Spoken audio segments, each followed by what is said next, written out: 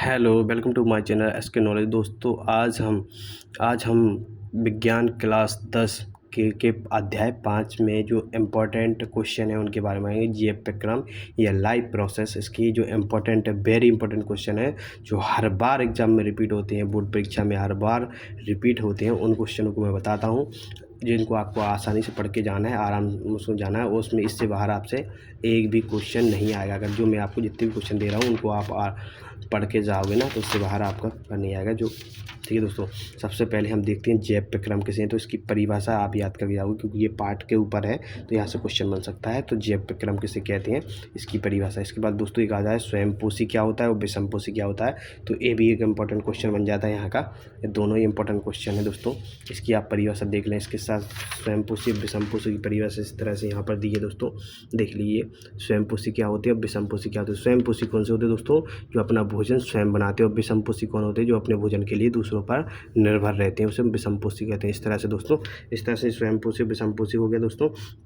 इसके बाद दोनों में अंतर भी याद करना है। अंतर वेरी अंतर है, अंतर भी पूछा गया क्वेश्चन है दोनों भाई से, स्वयंपोषी और विषमपोषी में अंतर क्या होता है। प्रकाश संश्लेषण किसे कहते हैं, इसको आपको याद करके जाना है। प्रकाश संश्लेषण की परिभाषा आपसे पूछता है और इसका मेन है जो इसका समीकरण पूछता है भैया। इसका मेन समीकरण आपको, इसका अभिक्रिया का जो समीकरण है, इसको समीकरण को आपको लिखना है, तभी आपको पूरे नंबर दिए जाएंगे, नहीं तो नंबर नहीं दिए जाएंगे। ठीक है दोस्तों, इसके बाद हम देखते हैं स्टोमेटा। स्टोमेटा क्वेश्चन आता है दोस्तों, जो पेड़ पौधों में छिद्र होते हैं ना, स्टोमेटा। तो स्टोमेटा किसे कहते हैं क्वेश्चन आता है। इसको चित्र सहित बनाना है आपको, ऐसे डायग्राम सहित दर्शाना है। तो दोस्तों इस तरह से आपको इसको याद कर लेना। ठीक है दोस्तों,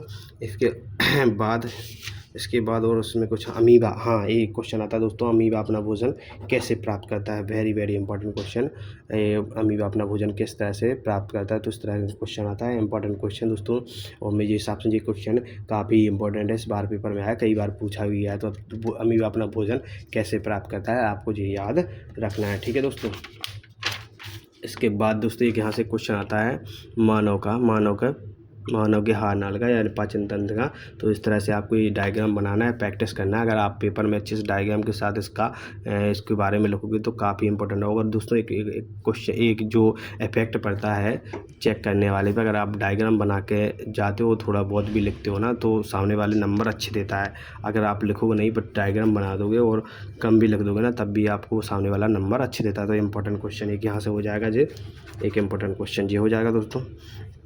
यहाँ से देखिए, हमारे लार के पाचन में हमारे भोजन के पाचन में लार की भूमिका बताइए। देखिए लार जो हमारे भोजन को किस तरह से पचाती है, इसको याद रखना है बस। इसके बाद और क्वेश्चन आपको यहाँ से याद रखने की ज़रूरत नहीं है। इसके बाद यहाँ देख लीजिए, यहाँ से कुछ इंपॉर्टेंट क्वेश्चन नहीं है दोस्तों। इसके पास बस दोनों में जी अंतर रखना है। ऑक्सी और अनऑक्सी श्वसन में अंतर है, वेरी इंपॉर्टेंट क्वेश्चन है। तो ऑक्सी और अनऑक्सी श्वसन में अंतर आपको याद रखना है दोस्तों। ठीक है, काफ़ी इंपॉर्टेंट क्वेश्चन पूछा गया है। इसके बाद यहाँ से देख लीजिए, यहाँ कुछ ऐसा इंपॉर्टेंट क्वेश्चन नहीं है दोस्तों। ठीक है, तो यहाँ से आपको कुछ याद करने लायक नहीं है, यहाँ से कोई इंपॉर्टेंट चीज़ नहीं है। ठीक है दोस्तों, यहाँ से आगे बढ़ जाते हैं हम। यहाँ देखिए ज़्यादातर मानव हृदय का जो संरचना चित्र है, इस चित्र को डायग्राम काफ़ी बार पूछा गया दोस्तों। तो इस मानव हृदय का चित्र बनाने की आप कोशिश करें, काफ़ी एग्जाम में पूछा हुआ है क्वेश्चन है, बहुत इंपॉर्टेंट क्वेश्चन है दोस्तों। तो इसके बाद देखते हैं दोस्तों, हम यहाँ पर आएंगे तो धमनी और सिरा में आपको अंतर पूछा गया है, बहुत बार अंतर आता है। तो इस तरह से आपको धमनी और सिरा में अंतर भी देखना है। इसके बाद लसिका क्या है, लसिका का कार्य पूछता है, तो लसिका को भी पढ़ लेना अच्छी तरह से। और रक्त और लसिका में अंतर भी पूछा गया है। ठीक है दोस्तों, तो ये इम्पोर्टेंट क्वेश्चन है, उनको और किसी क्वेश्चन को आपको देखना नहीं है। ठीक है, इसके बाद रूध में प्लेटिपस या पट्टी कणिकाएँ क्या, ये आप इम्पोर्टेंट है नहीं है, इसको मत देखना।